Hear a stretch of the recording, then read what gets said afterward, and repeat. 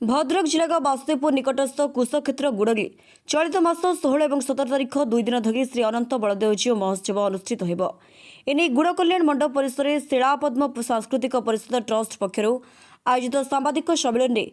गणमाध्यम प्रतिनिधि मानक सूचना दी जाएगी। महाप्रभु को गुंडीचा यात्रा अवसर में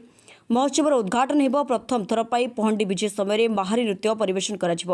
उद्घाटनी उत्सव में बहु विशिष्ट अतिथि जोगदेवार कार्यक्रम रही। कुशक्षेत्र महोत्सव परिकल्पनाकारी स्वर्गत रतिकांत पंडा को स्मृति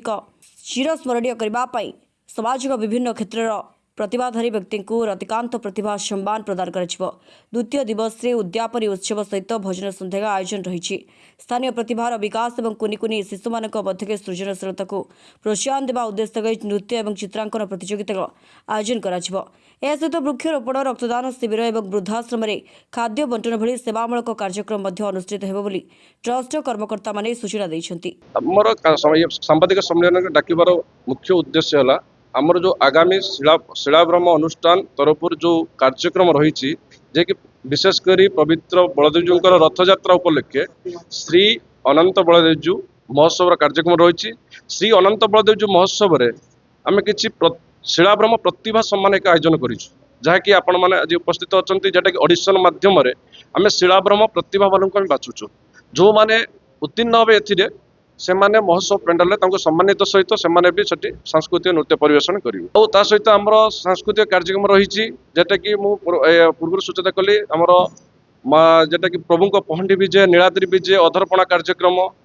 आउ सांस्कृतिक कार्यक्रम जोटा कि वरिष्ठ प्रसिद्ध कंठशिल्पी आसुंच पंकज से आसिकी सांस्कृतिक कार्यक्रम करेंगे आउ एठू जो शिलाब्रह्म प्रतिभार जो मैंने चयन हेले से नृत्य परिवेशन करेंगे। यह 2 दिन धरी कार्यक्रम चालू रहिबो आ बहुत धूमधाम आडम्बर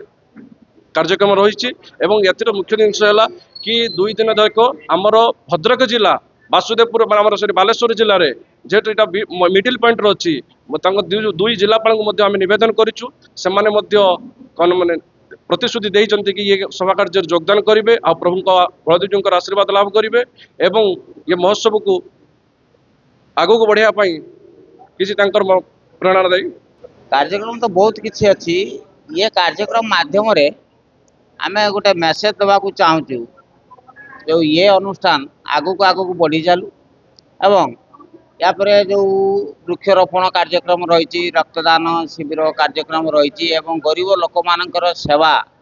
मनोभाव आम रही यही प्रेरणा लोक मान भितर एवं उद्यमान युवक मान मध्य उज्जीवित हो यहीटा हूँ आम लक्ष्य एवं ये जो रथ यात्रा को जो अनंत बलदेव महाप्रभुंकर यात्रा को आहरी अधिक त्वरान्वित करने आमर एटा गोटे प्रयास मात्र। एठी गोटे विशेषत्व होची प्रभु होचंती शिलाब्रह्म जो शिलाब्रह्म की सारा विश्व रे कोठी नाहंती ए शिला सबुआडे गोटिए मुंड थिबा रथ गोटे देउळ थिबा रथ किंतु एटा 5 देउळ थिबा रथ हमर एठी हुए। तेणु मु समस्त को अनुरोध योगदान करंतु आमे मध्य बहु प्रिपेयर अछु महोत्सव रे बहु धूमधाम रे आमे कार्यक्रम करिवु।